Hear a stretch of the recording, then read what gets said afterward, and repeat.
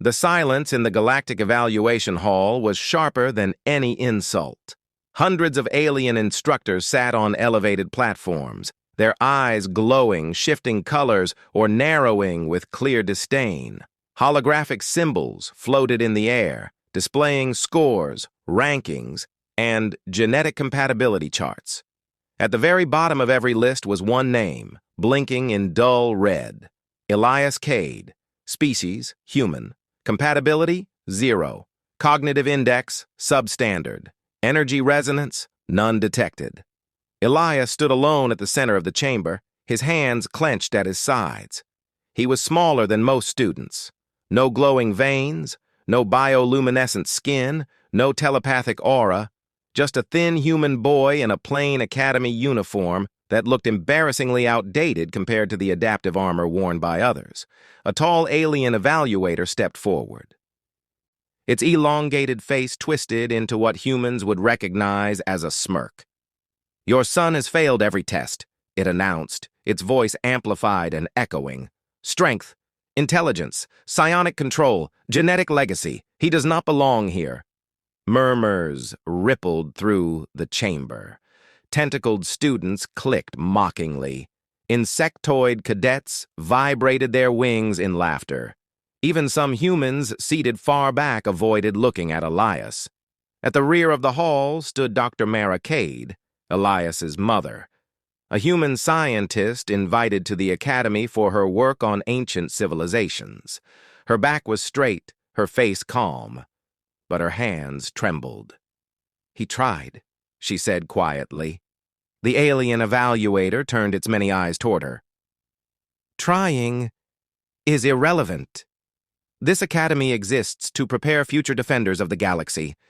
Your species barely qualified for observation status." "And your son," it paused. "He is an evolutionary dead end." Laughter erupted.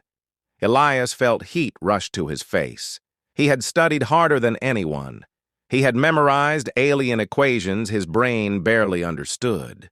He had endured simulations that left him vomiting and shaking. Still, every test read the same. Nothing special, nothing powerful, nothing worth saving. The final insult came from the head examiner, an ancient being wrapped in metallic robes. "Human," it said to Dr. Cade, "remove your offspring. His continued presence is inefficient." As Elias turned to leave, his gaze drifted across the chamber and stopped. Behind a sealed energy barrier at the far wall stood something massive, ancient, silent. A towering structure of black stone and gold lines covered in symbols no translator could fully decode. The Eternum Vault. A relic older than recorded galactic history, a weapon said to have ended wars before stars were born. And as Elias passed, something deep inside his chest ached. Not fear. Recognition. News spread fast through the academy. The human failed again. The useless one? Yes. Even for humans, he's defective. Elias heard it all. In training halls, in mess chambers, in corridors glowing with alien light. He learned to keep his head down, to move quietly, to disappear. But disappearance was impossible when mockery followed him like a shadow. During combat simulations, instructors openly ignored him. During strategy drills, his ideas were overridden before spoken. Once, a reptilian cadet shoved him aside and laughed. "Careful," it hissed. "You might break." The worst came during the bloodline assessment, a test meant to measure ancestral power. Each student placed a drop of blood onto a crystalline plate. The crystal reacted violently for most. Light, sound, visions, power surges. When Elias's turn came, the crystal stayed dark. An examiner scoffed. "Even his ancestors are silent." That night, Elias sat alone in a maintenance corridor, staring at his hands. "What's wrong with me?" he whispered. Footsteps echoed. His mother approached, her face tired but gentle. "There's nothing wrong with you," she said. "They hate me," Elias replied. "They were right. I don't belong here." Dr. Cade sat beside him. "Do you know why I insisted you come?" she asked. Elias shook his head. "Because the Academy is built on lies," she said softly. "They worship power they can measure." But the oldest civilizations understood something else. She hesitated, then continued. "The Aeternum Vault doesn't respond to strength, or intelligence, or psionics." Elias looked up. "Then what does it respond to?" She met his eyes. "Truth, sacrifice, and bloodlines erased from history." Before he could ask more, alarms blared. Red light flooded the corridors. A voice boomed through the station. "Breach detected. Unknown hostile entity approaching."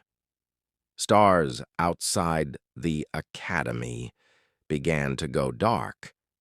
The attack was like nothing the galaxy had recorded. Ships made of living shadow tore through defensive fleets. Energy weapons passed through them like mist. Psionic shields shattered. Alien cadets screamed as instructors fell. The Academy, once a symbol of unity, became chaos. Elias was running with his mother when the corridor exploded. He was thrown against the wall. Pain flared. Warmth spilled down his arm. Blood. They reached the central chamber, the Aeternum Vault room, where surviving instructors argued in panic. "It won't activate!" one screamed. "No one has the resonance!" another shouted. "The legends were wrong!" A shadow entity breached the chamber, its form twisting, consuming light. Dr. Cade grabbed Elias. "Listen to me," she said urgently. "They erased humanity from the ancient records because they were afraid." "Afraid of what?" Elias cried. "Of you," she said. She pushed him toward the vault. "What are you doing?" an alien roared. "He's useless!" The shadow creature lunged. Dr. Cade stepped in front of Elias. The impact was silent. She fell. "Mom!" Elias screamed, dropping to his knees beside her. Her blood pooled across the ancient floor, flowing toward the vault's base. The symbols ignited. Golden lines surged across the stone. The room shook. Elias felt something tear open inside his chest. Not pain, but awakening. His own blood dripped from his wounded arm, and the vault responded instantly. The ancient weapon recognized him. A voice older than galaxies filled the chamber. "Blood of the First Keepers detected!" Light exploded outward. The shadow entity screamed, not in anger, but in fear. Elias stood as energy wrapped around him, forming armor of living light. Memories not his own flooded his mind. Humans standing against cosmic gods, sealing weapons, choosing extinction over tyranny. The aliens fell silent. The boy who failed every test raised his hand, and the ancient weapon answered. The battle ended in moments. The Shadow Fleet vanished, erased by forces that bent reality itself. The Academy drifted in stunned silence. Elias stood before the shattered vault, light fading from his skin. He looked the same, still human, still small. But the galaxy had changed. The head examiner knelt. "We were wrong," it said.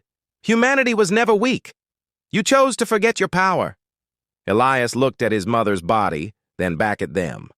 "She believed in me," he said quietly. "Even when you laughed." Records were rewritten that day. Humanity was no longer labeled primitive. They were recorded as the First Keepers, the bloodline that chose mercy, the species that locked away God weapons and walked away. As Elias left the Academy, no one mocked him. They watched in silence.